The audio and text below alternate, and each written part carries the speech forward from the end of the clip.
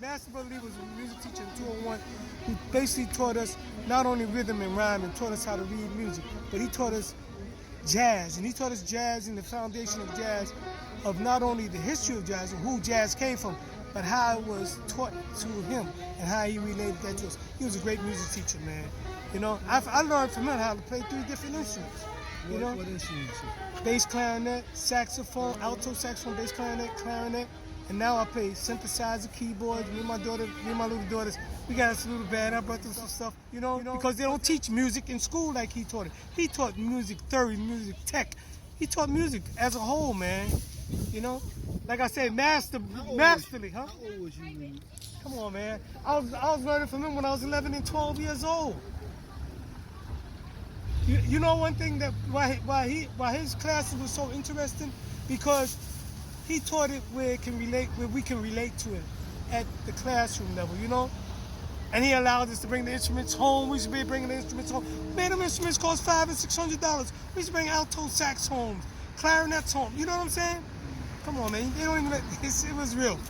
It was real. We had 2 former basketball players that used to play with the Knicks over there. One was Mr. Cal Ramsey, and the other one was the big white boy who taught us. He was our teacher who treated us like a brother. He used to take us home and give us parties, man. On 96 year, we had a lot of good. They're taking us on trips to every state, every other week.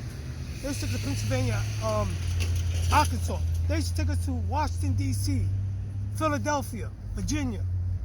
You remember? And it was fun, and they kept us together as the blocks, as the neighborhood. And we had some good gym teachers. We had Mr. Bell, who was disciplined, about discipline.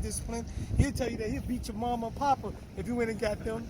And he had his little understudy with him, you know. I remember getting into it with him. I remember they used to make us take showers. Go get him. Take a shower. He used to make them take showers. You know what I'm saying? Your ass in front of him. Oh, come on, man. It was good. It was all, and we had to listen to this, man. Believe it or not, we had the best food there was. You know what I'm saying? We had the best food. We had the best hour. We had the best discipline line there was. Yeah, you damn right. I remember the white line too. I spent many days walking up and down that white line, staying in the auditorium with me, a bunch of us, man. Bill Green, me, him, Bill Green, Chester Hawkins. There was a bunch of us, man. We had the kids from going to school with us from all the way from 150th Street to 96th Street going to school at 201. You know, we had variety, man. It was good. It was all good. Let's leave it at that.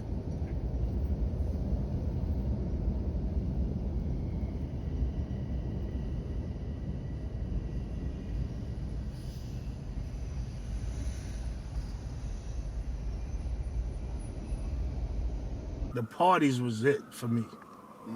When New Edition used to play IS 201, each one teach one. That's when I came up. And we used to have mad fun over there, man. Mad fun. Parties. Mike and Dave used to throw the parties over there. Okay. All the stars, everybody came out of 201, man. You know Bismarcky, do you know what year Roxanne that was? Shante, that was in the late 80s. 85, 86, 87, all that. Oh, yeah. To the 90s. You know, at that time, man, we had got older at that time. A lot of us, the guys that I'm talking Yo, about and the thing now, about it too, back then, nobody got hurt. No. I'm telling you, back then, none of that stuff was happening. Yeah. Talent shows and stuff like that. They don't do that no more. That's right. You know what I'm saying? We should bring that back. That's what I want to bring back. You know what I'm back, like, after school, because this is what After we used school. to do. When after school, right? Right after school, they open up the gym for us. Mm-hmm. You know, you went in there, you did your homework. After you finished doing your homework, you played ball. You know what I'm saying? Right. They ran. Then the tournament came. Each one came in. Like You didn't know New Edition played them? Played again? IS 201? Again, at that time, again, you know, I was a little older at that time. Yeah. Where, plus, you know, I was probably working.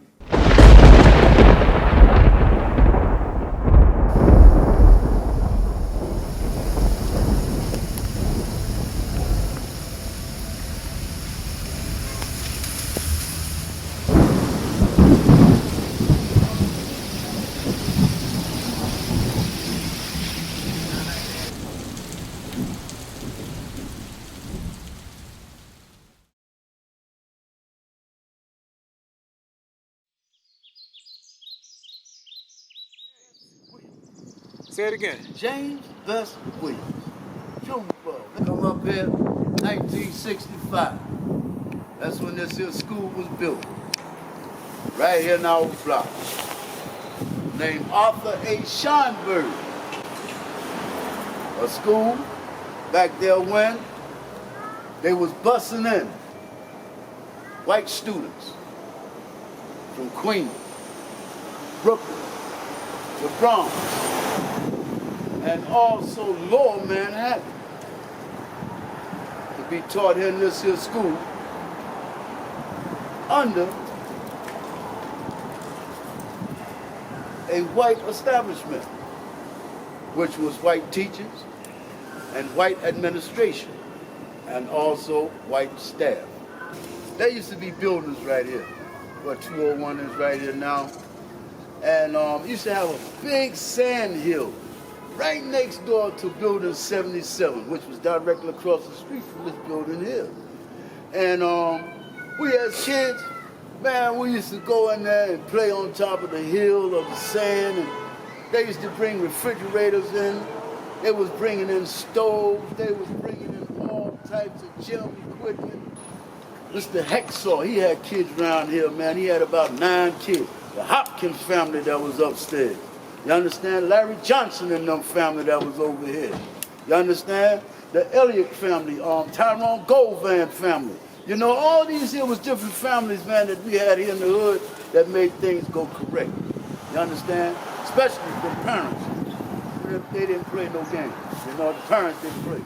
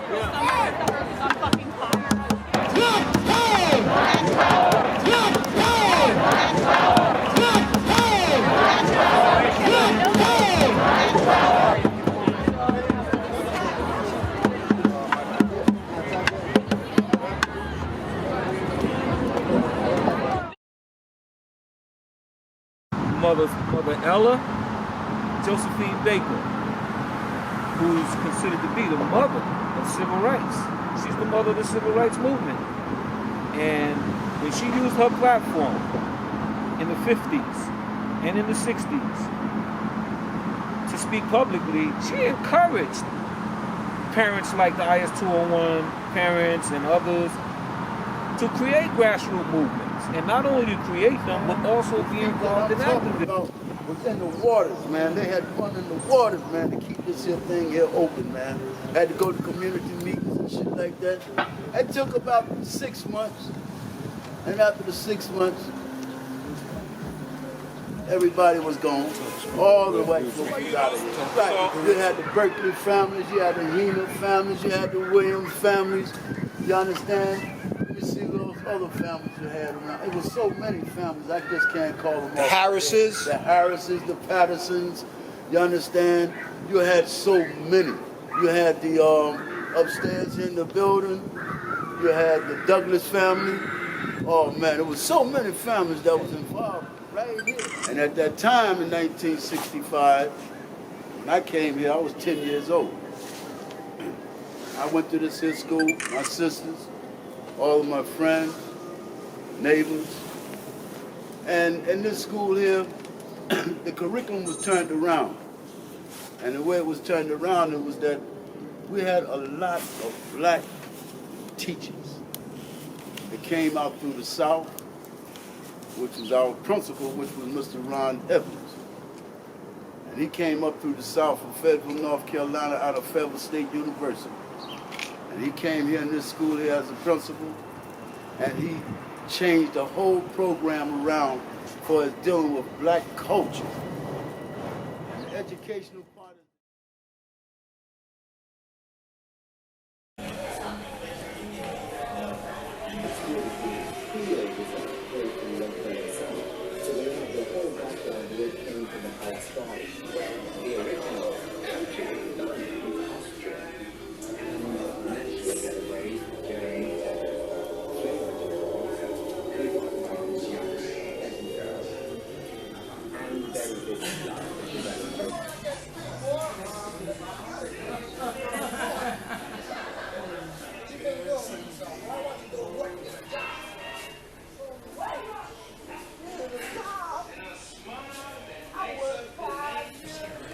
burden and lesson. I reclaim my real culture, and that's being a black man, wearing a black name with a black body, not a white man. It is a powerful, powerful movement. So you changed his name to Jack? It speaks to how strong sports is in our society and how many people it can influence.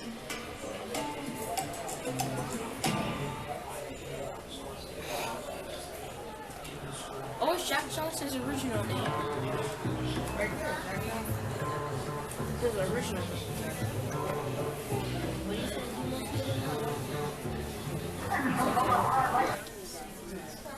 Y'all ain't from here. What are y'all doing in this town? Y'all need to move along. I don't care how. Y'all be gone when I get back.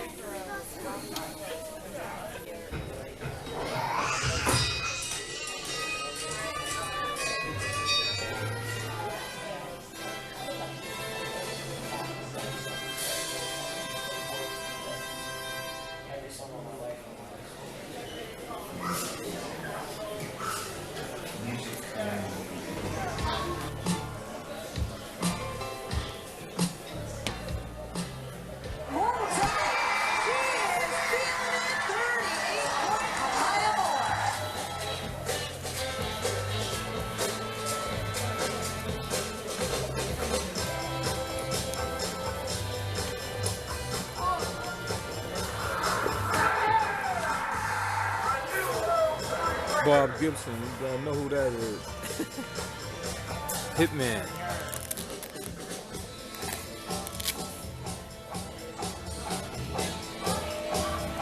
Yeah,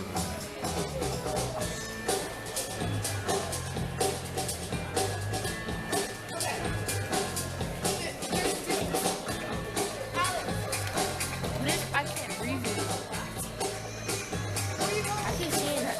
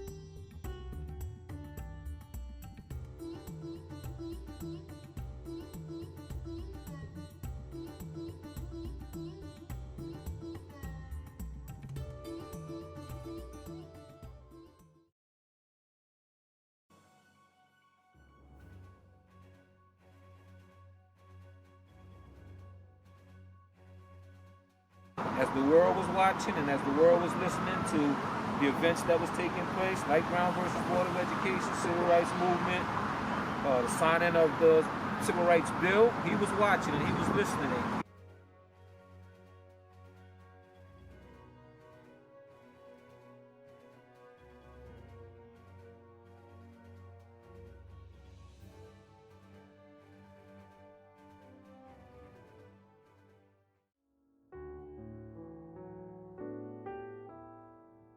Parents from all over New York City protested on Freedom Day. There was more than 400,000 students who stood out of school that day. Sam Cooke penned the famous civil rights song of all times, "The Change Is Gonna Come." I was born by the river in a little tent. The educational part of the teachers that came here had came with the presence of teaching what was right to the kids in this community. I did a book that was called The Black Gold. And I would take this here book, man, and every day I would put poems in this here book, right? I'll be writing, she said, no, you can't put that there. You got the aces, I'll put that there. And I used to do it, print it out, and pass it all around, even the principal, Mr. Evans. I said, damn, James, I didn't know you learned to write like this. He said, I got some good teachers. He said, go ahead, boy. I think I have one somewhere. They had college-bound programs.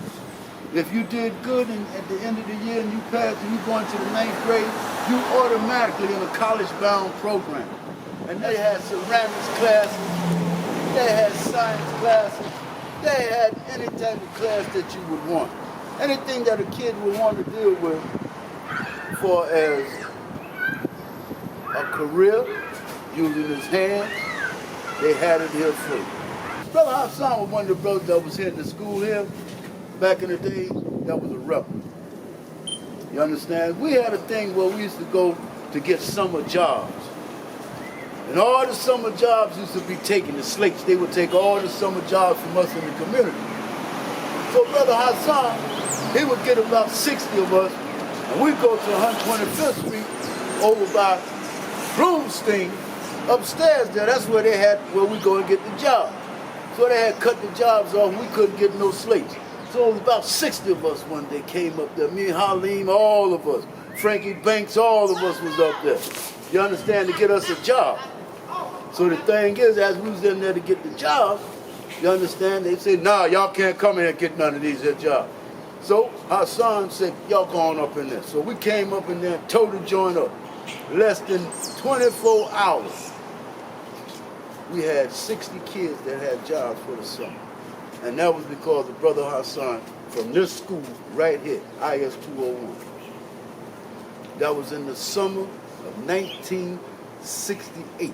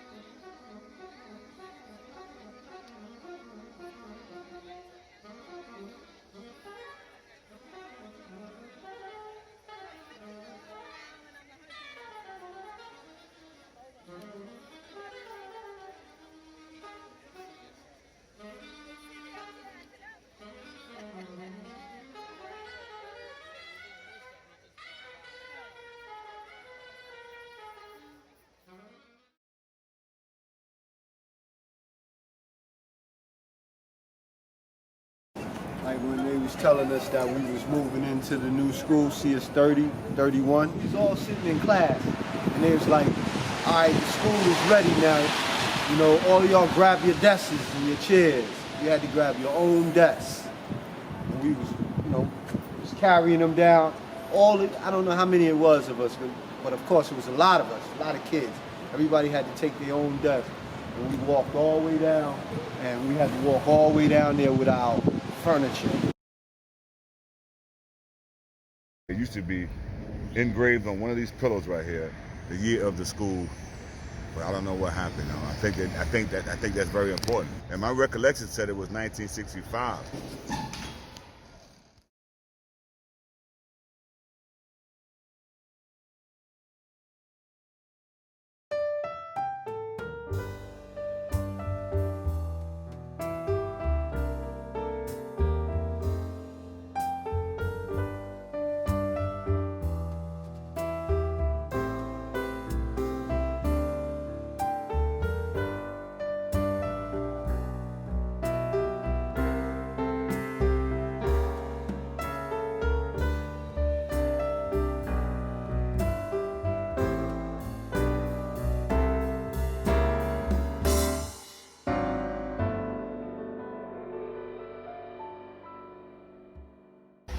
I grew up in Harlem. My family, brothers, sisters, my mother was always concerned about education, so she got involved with what they call the governing board, with David Spencer, Hannah Broxton, Alice Carnegie, Tessa Mark, all of families from the neighborhood back in the early 60s. We marched across the Brooklyn Bridge. I don't remember exactly the saying, but it went either up with McCoy and down with Schenker, or up with Schenker and down with McCoy. We went on retreats with the Brockington kids. We went to Harrison House in Terrytown. My mother fought for different rights in the community. I just remember as a kid that she was so involved with getting us to get education in Harlem.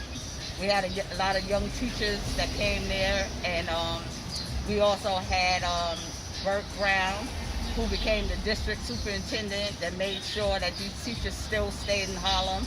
He was supporting them and to make sure that they all got jobs in the different schools as principal, assistant principal, and they was looking out for our kids. I remember one time Dr. Hale was there, his son, and they had a law and peace program, and he used to take them to the courts and show them the different things and get them acclimated to things that they would have to deal with when they grew up as being black men in Harlem.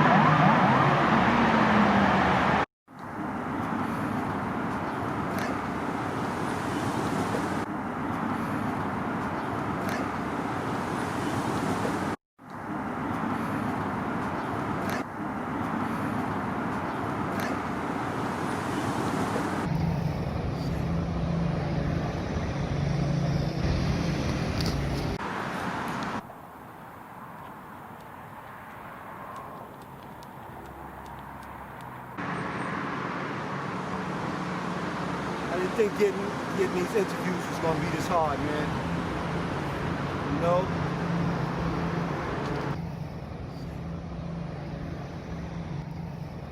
In activism, because she was speaking out against poverty, she was speaking out against housing, and that is Ella Baker again, Mother Baker. She was speaking out against school reform. She actually had the ear of Mayor Wagner.